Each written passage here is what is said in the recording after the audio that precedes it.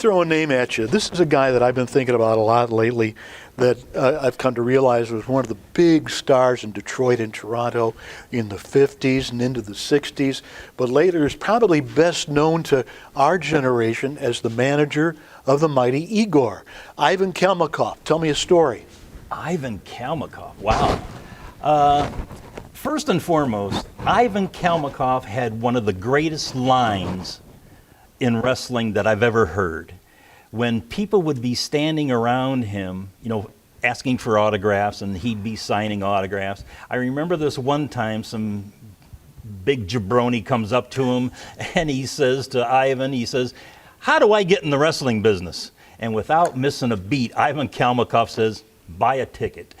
So I always remember that line, and I thought it was the best. He was a great guy. I remember working in the office, and he used to call on a regular basis. He wanted comp tickets, free tickets for Kobo for some friends of his. And, you know, I had the flexibility to do that, to call Frankie at the box office at Kobo. Mean old Remember Frankie. him? Yeah, good old Frank. Yeah, right. Yeah. Yeah, 2 tickets for Ivan KALMIKOFF. Right. Well, But Joyce, the Sheik's wife, found out about it, that I was giving comps to Ivan KALMIKOFF on a regular basis, and I got a little dressing down. But you know what? He kept on getting comps. Yeah. Because he deserved it. he was a great guy. Yeah. His real name was Ed Bruce. So he wasn't Russian, he wasn't German, he wasn't anything. He was Ed Bruce. And my first encounter with him was I was watching big-time wrestling on TV and attending Kobo shows, and I was a young kid. And this one time, I was 12 years old. I'll never forget this. 12 years old, and my aunt had taken me to the Detroit Zoo. So we're going through all the exhibits, and this was at a time when they had Chimp Show in like a little amphitheater.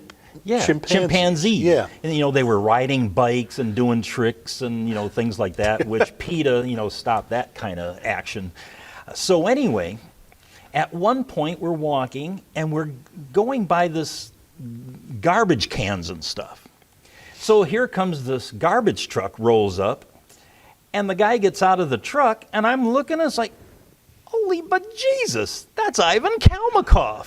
You're right, he worked at the Detroit Zoo. Yes. So he's emptying these garbage cans, and I'm thinking, what's this multi-millionaire, you know, in the wrestling business doing emptying garbage cans? Well, that's the thing. At that time, they didn't make millions, most of them. Yeah. The Sheik was a millionaire a few times over, but he was one of the rare ones. But remember a time when Ivan KALMIKOFF was managing the mighty Igor, and this was the first time they were building up to a match.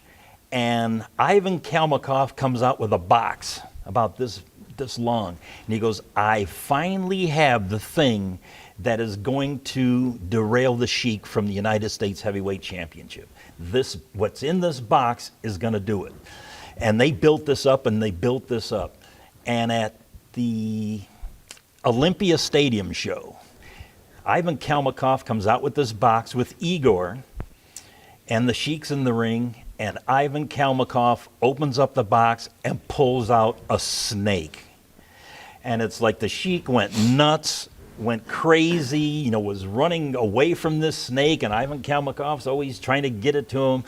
And that night, the Sheik ended up burning Ivan KALMIKOFF with the fire. You've got pictures.